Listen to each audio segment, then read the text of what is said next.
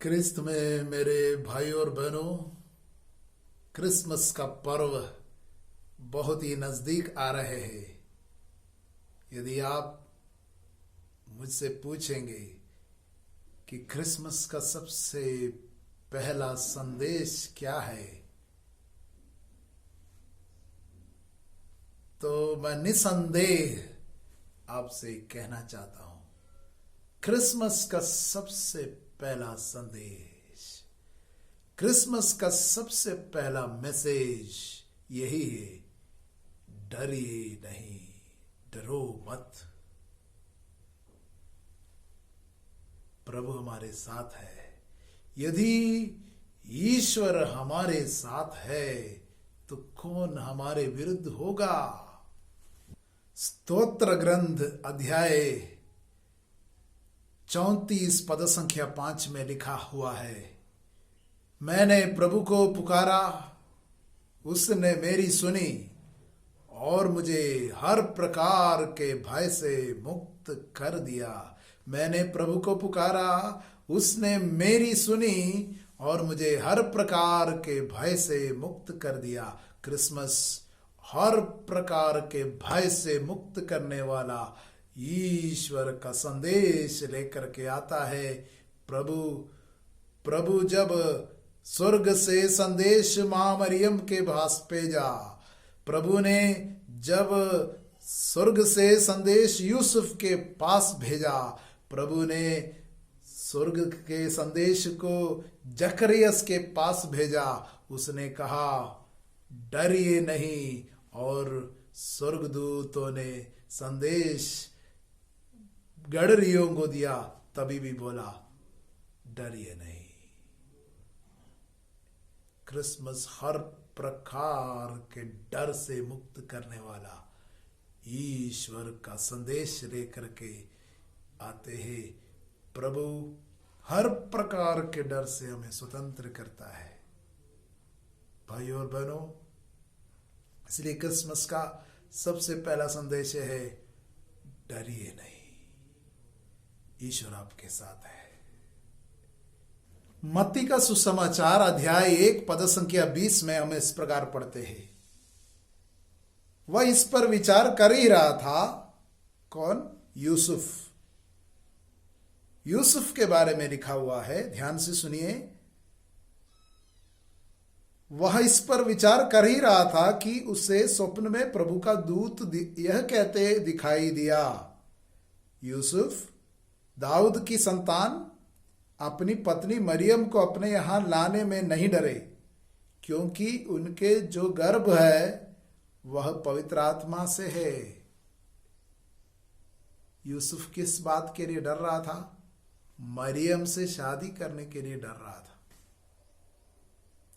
स्वर्गदूत दिखाई दिया और स्वर्गदूत ने बोला डरिए नहीं, शादी करने के लिए मत डरिए। शादी में बहुत अड़चन दिखाई दे रहे हैं, शादी में बहुत सी बातें दिखाई दे रहे हैं, लेकिन मत डरिए, शादी कर लीजिए। ऐसा दूत ने आकर के यूसुफ से बोला। आजकल लगन का समय भी है, बहुत सी शादियां हो रही है और बहुत लोग शादी करने के लिए डर भी रहे हैं।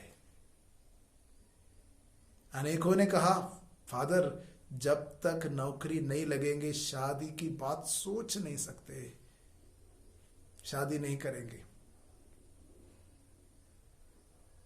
अनेक लोग एक दूसरे को पसंद करते हैं पर शादी नहीं करते। बहुत दिनों से उनकी शादी का बहुत देर हो रहा है, काफी 10 साल से, 5 साल से, 3 साल से एक दूसरे को तो पसंद कर रहे हैं, मगर शादी नहीं कर पाते क्योंकि डरते हैं, नौकरी नहीं तो शादी करके क्या होगा। शादी नहीं कर पाते। और कुछ लोग हैं, उन लोग कहते हैं शराब पीने वाले से शादी नहीं करेंगे। कुछ लोग कहते हैं कि मेरे माता पिता के शादी को देख करके मुझे नहीं लगता है कि शादी करनी चाहिए। शादी से डर लग गया। उन लोग एक दूसरे को अब्यूज करते, एक दूसरे से लड़ते झगड़ते हैं। इतनी लड़ाइयाँ देख चुके हैं कि शादी के बाद क्या होता है, शादी करने के लिए कोई कॉन्फिडेंस नहीं मिल रहा है कि मेरे माता पिता की जैसे कहीं मेरे शादी भी ऐसा हो कि और मैं बहुत निराश हो जाऊंगा। हालेलुया। यूसुफ के सामने भी शादी करने के लिए बहुत बड़ा एक रुकावट था, फिर भी ईश्वर ने कहा गो अहेड, आगे बढ़ो, शादी कर लो। यिर्मयाह नबी के पुस्तक अध्याय 29 पद संख्या 5 में इस प्रकार लिखा है। 5 से लेकर के हम पढ़ने जा रहे हैं। उसमें इस प्रकार लिखा है, तुम लोग घर बनाओ और बस जाओ, बगीचे लगाओ और उनके फल खाओ, विवाह कर पुत्र पुत्रियां उत्पन्न करो, अपने पुत्रों के लिए बहुएं लाओ और अपनी पुत्रियों के लिए वर खोजो, जिससे उनके भी संतान हो। वहां तुम्हारी संख्या बढ़ती रहे, घटे नहीं। यिर्मयाह नबी के द्वारा इस्राएली जनता को संदेश प्रभु दे रहा है, लेकिन किस समय दे रहा है, कब दे रहा है, ये बहुत मायने रखता है। ये यरूशलेम से इनको पकड़ करके बाबिलोन ले जा रहे हैं, दूसरे राज्य में ले जा रहे हैं। वहां पर उनको अच्छी नौकरी देने के लिए उनको नहीं ले जा रहे हैं, उनको अच्छा घर बनाने के लिए जमीन खरीद करके नहीं दे रहा है, वहां पर उनको सरकारी जॉब के लिए ले नहीं जा रहे हैं, वहां पर गुलामी में काम करने के लिए ले जा रहे हैं, गुलाम बना करके ले जा रहे हैं, उनका सब कुछ लूट करके उनको भी ले करके जा रहे हैं, उनको भी वहां पर जा करके गुलाम बने रहना है। तभी भी प्रभु कहता है वहां पर तुम शादी कर लो। वहां पर प्रभु कहता है विवाह कर पुत्र पुत्रिया उत्पन्न करो। कहीं तुम गलती से ना सोचो कि शादी नहीं करेंगे, यहाँ पर कोई नौकरी नहीं है, अपना जमीन नहीं है और यहाँ पर गुलामी है, कष्ट है, समस्या है। पर प्रभु ने उनको नबी के द्वारा संदेश दिया, पुत्र पुत्रिया उत्पन्न करो। शादी करना काफी नहीं है, पुत्र पुत्रिया उत्पन्न करो। केवल वहां पर उनको गुलामी है, वहां पर प्रभु उनको स्पष्ट रूप से संदेश देता है शादी करो। हालेलुया। भाई और बहनों, क्रिसमस के समय में अनेक लोगों की शादी देख करके आपके मन में डर लग रहा होगा कि हाँ उनकी तो नौकरी है, हमारी नौकरी नहीं, हम कैसे शादी करेंगे, और डर में रह रहे हैं। कहीं प्रभु आपसे आज ये तो नहीं कह रहे बेटा बेटी आगे बढ़ो, शादी कर लो, प्रभु तुम्हारे साथ है, तुम्हारी रक्षा करेगा, प्रभु तुमको मार्ग दिखाएगा, प्रभु तुम्हारे लिए द्वार खोलेगा, प्रभु तुम्हारे साथ रहेगा। ये संदेश आपको प्रभु दे रहा है। हालेलुया। प्रभु की दृष्टि में शादी एक महत्वपूर्ण बात है। वो नौकरी से और अनेकों बात से बढ़कर है। जब आप शादी करने के लिए जाएंगे, आप आगे रास्ता खुला हुआ मिलेगा, आप उसके लिए डरिए नहीं, आपको डरना नहीं। मैंने प्रभु को पुकारा और मुझे हर प्रकार के भय से मुक्त कर दिया। ये भय बहुत दिन से आपके अंदर है, ये भय को जाना होगा। केवल जब सरकारी नौकरी मिले तभी शादी करने की सोच ईश्वर सपोर्ट नहीं करता है। ईश्वर कहता है मैं तुम्हारे साथ हूं, जाओ। अगर आपके अंदर एक प्रकार का डर है कि आप मान लीजिए आप सांप से डरते हैं, आप सोचते दुनिया के जितने सांप है या इस इलाके के जितना सांप है, जब तक नहीं मार दिया जाएगा तब तक मेरा डर नहीं दूर होगा। ऐसा कंडीशन मत रखिए। प्रभु कहता है मैं तुम्हारे साथ हूं, तुम आगे बढ़ो, तुम्हें कोई हानि नहीं होगा, मैं तुम्हारे साथ हूं। क्रिसमस यही संदेश देता है, मैं तुम्हारे साथ हूं, आगे बढ़ो, डरो मत। हालेलुया। मत्ती का सुसमाचार अध्याय 6 पद संख्या 33 में हम ये वचन को पढ़ते हैं, तुम सबसे पहले स्वर्ग के राज्य और उसकी धार्मिकता की खोज में लगे रहो।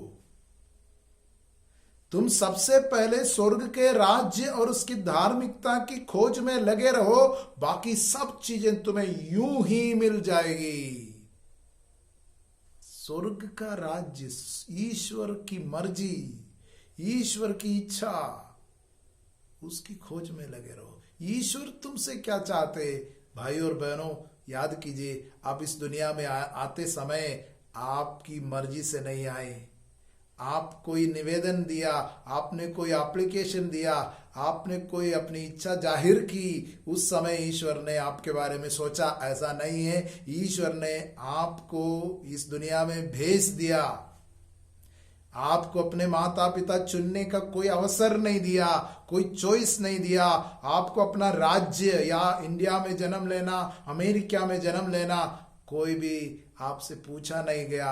आपको यूं ही भेज दिया गया, आप इस दुनिया में आ गया, क्योंकि ईश्वर को आपके बारे में योजना है, निर्धारित अपनी योजना है। ईश्वर के राज्य और उसकी धार्मिकता की खोज में लगे रहो, मतलब ईश्वर जिस मकसद के लिए आपको इस दुनिया में भेजा उसको खोजो, उसको ढूंढो, वो पता लगाओ, ईश्वर से पूछिए।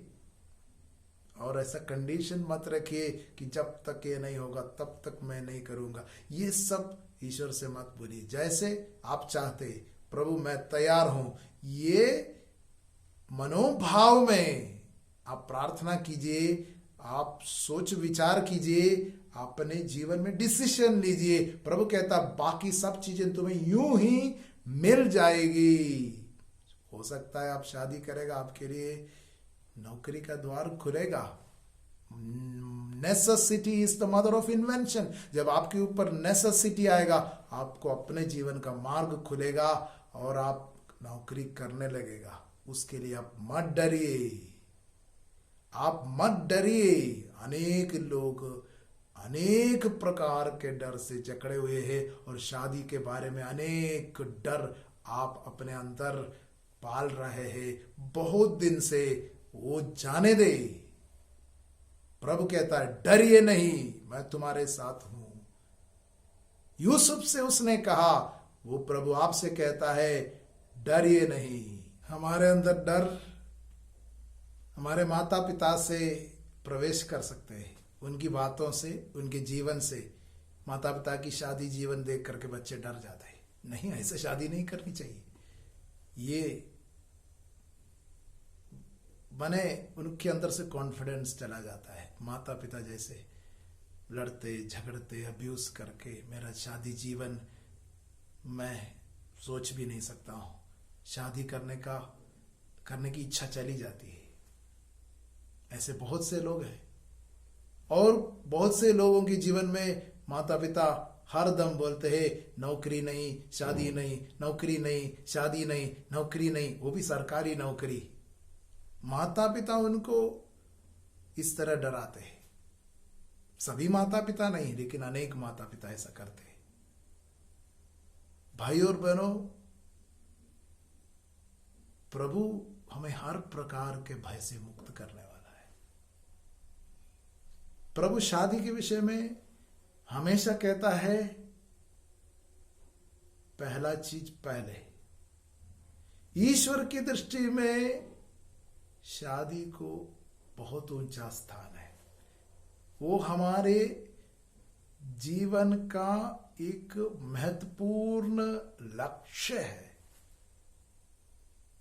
और उसके लिए नौकरी एक जरूरी चीज है, कमाना है, लेकिन सरकारी नौकरी ही लेंगे वो जिद करके रहना और आपके जीवन के महत्वपूर्ण बात जिसे ईश्वर आपके लिए निर्धारित किया उसको देर कराना, विलंब कराना, ये ईश्वर नहीं चाहते। इसलिए ईश्वर कहता है आगे बढ़ो, शादी कर लो, परिस्थिति चाहे कुछ भी हो, शादी कर लो।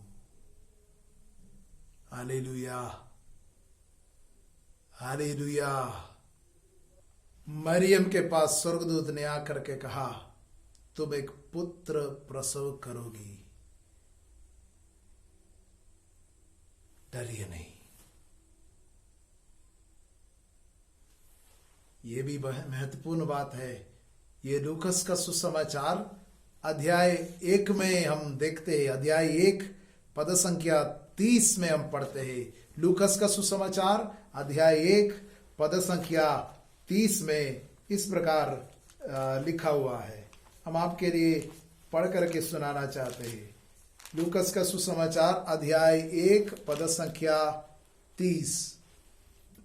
तब स्वर्गदूत ने उससे कहा मरियम डरिए नहीं, आपको ईश्वर की कृपा प्राप्त है। देखिए आप गर्भवती होगी, पुत्र प्रसव करेगी और उनका नाम ईसा रखेगी। पुत्र प्रसव करने के लिए, संतति को जन्म देने के लिए मत डरिए।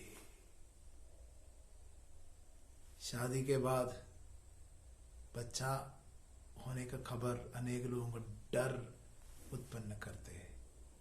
एक बच्चा होता है, उसके बाद दूसरा बच्चा होता है, तुरंत उनके अंदर डर उत्पन्न होता है। क्या करेंगे, मेरा क्या होगा, हेल्थ का क्या होगा, वेल्थ का क्या होगा, पढ़ाई का क्या होगा, भोजन का क्या होगा, कोई बीमारी का क्या होगा। अनेक डॉक्टर लोग डराते हैं, बच्चे का प्रॉब्लम है, अबॉर्शन करा दीजिए, बच्चे को प्रेगनेंसी को टर्मिनेट कराइए। सब न्यूज सुन करके डरते रहते हैं। डरिए नहीं, ईश्वर ने दिया, ईश्वर ने दिया है। अगर ईश्वर ले जाना चाहेंगे, ईश्वर ने ले लिया। मत डरिए। क्रिसमस हर प्रकार के भय से हमें मुक्त करने का संदेश है। अनेक लोग बच्चे को जन्म देने के लिए डरते हैं। मां मरियम से आकर के प्रभु ने कहा डरिए नहीं।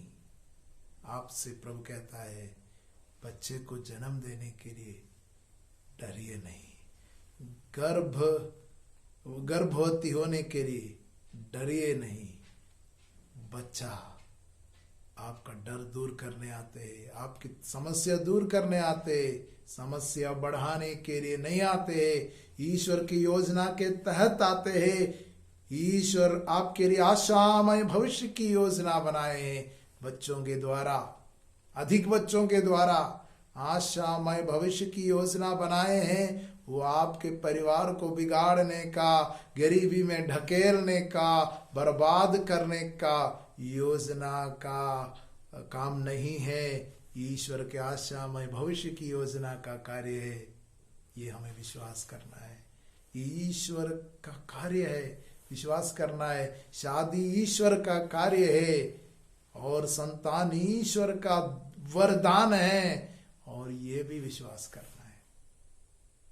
अनेक लोगों की ये विश्वास की दृष्टि बंद हो गई है और डर, विश्वास नहीं, डर बढ़ते जा रहा है। क्रिसमस में प्रभु कहता है बच्चे को जन्म देने के लिए डरिए मत, डरो मत।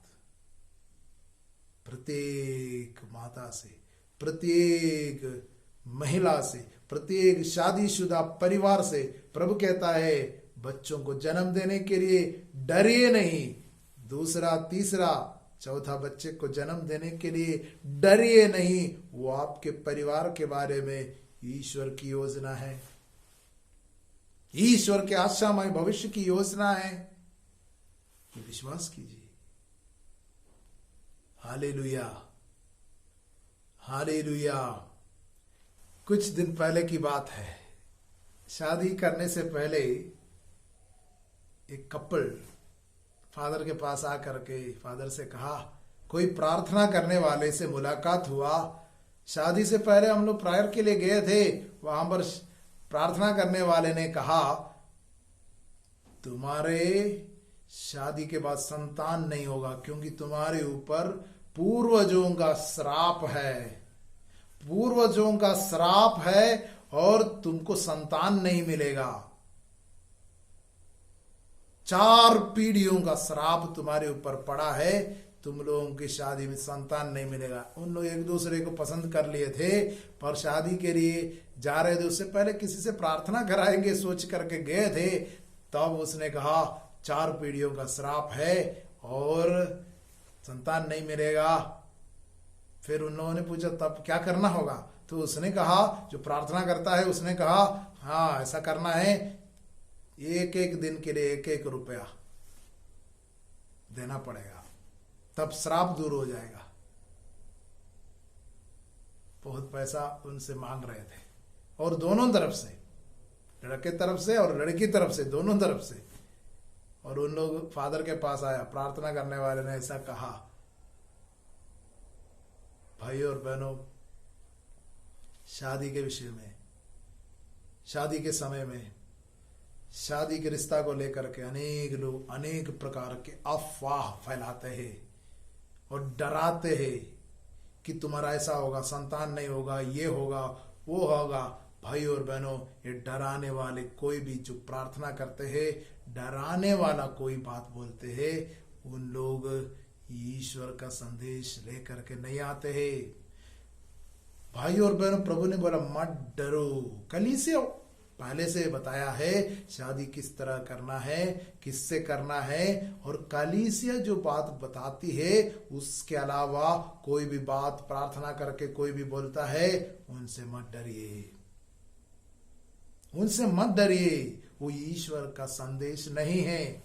कलीसिया हम लोगों को समझाया है, कैटेकिज्म में समझाया है किससे शादी करना है। अविश्वासी जो चर्च से बाहर है उनसे शादी नहीं करना, क्योंकि उसका वजह हमें बताया है। हालेलुया। इस तरह प्रार्थना करने वाले अनेक लोग अनेक प्रकार के अफवाह, दुश्मनी फैलाते हैं। कुछ प्रार्थना करने वाले, सभी प्रार्थना करने वाले नहीं, लेकिन कुछ लोग प्रार्थना कराते हैं और इस तरह के बंधन में जकड़ जाते हैं। भाई और बहनों, वो डराने वाला कोई भी ईश्वर का संदेश लेकर के नहीं आता है। मुझे अभी भी याद है, बचपन में रात के समय अकेले में पढ़ाई नहीं कर सकता था।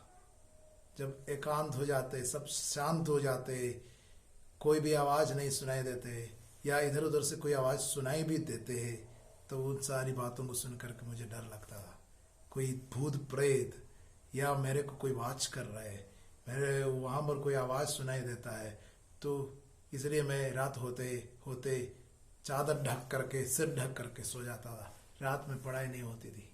दिन भर तो दिन में तो खेलते रहते, रात में थोड़ा समय मिल जाता था, उसमें पढ़ाई भी नहीं कर पाता था, क्योंकि डर था। डर के कारण पढ़ाई नहीं होती है।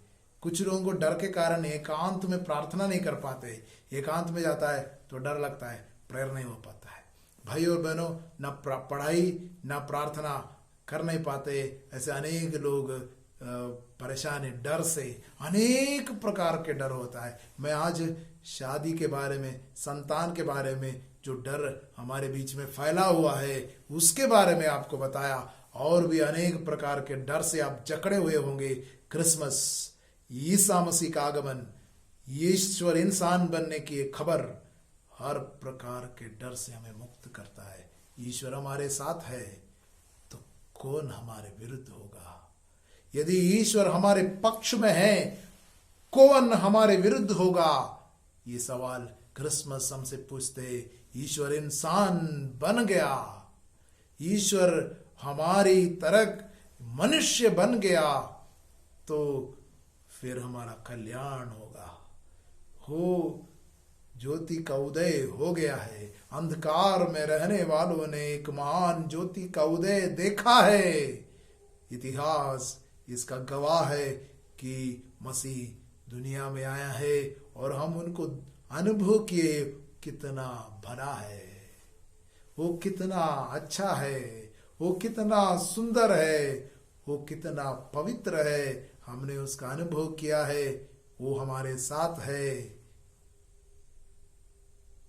मृत्यु के भय से हमें निकालने के लिए ये कोरोना के समय में जब लोग भय से जकड़े रहते, आतंकवाद की इस दुनिया में आतंक फैलाने वाले इस दुनिया के अनेक लोगों से प्रभु आज कहता है मत डरो।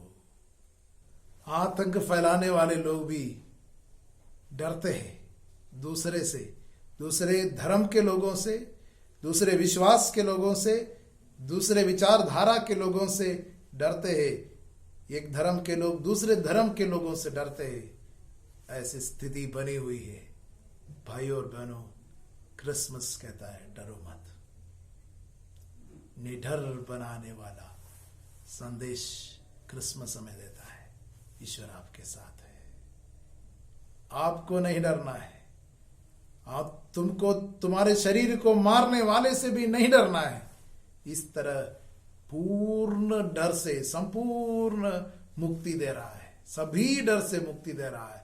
यही क्रिसमस। बाइबल में हम पढ़ते हैं योहन का पहला पत्र अध्याय 4 पद संख्या 18 में, पूर्ण प्रेम भय को दूर करता है। क्रिसमस पूर्ण प्रेम का संदेश है।